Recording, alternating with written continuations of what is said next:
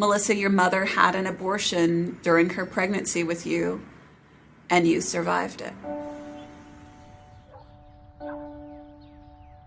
When I was 14, I found out the truth about my life.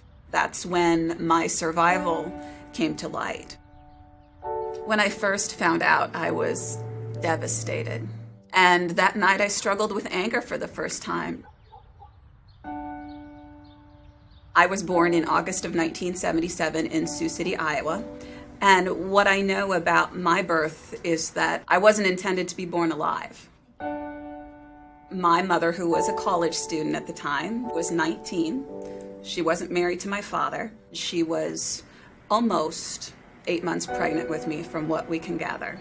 She went into the hospital and had a saline infusion for an abortion done.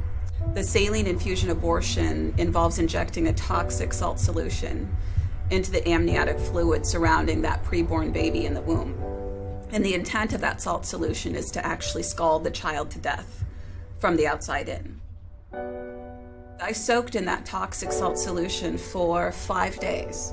My mother went back to the hospital, had her premature labor induced with me, and that was the day my mother was meant to give birth to a dead child.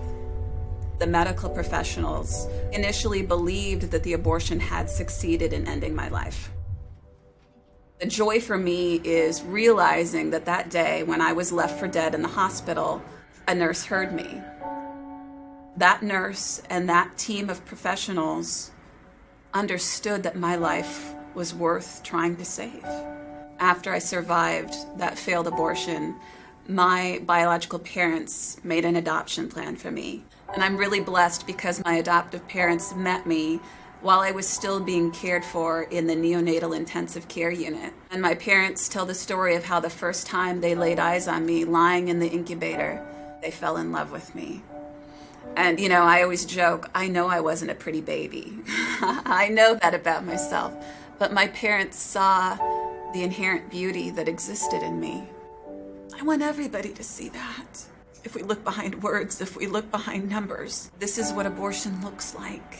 This is what tens of millions of other children would look like in one way, shape, or form, if only they were given the opportunity to live.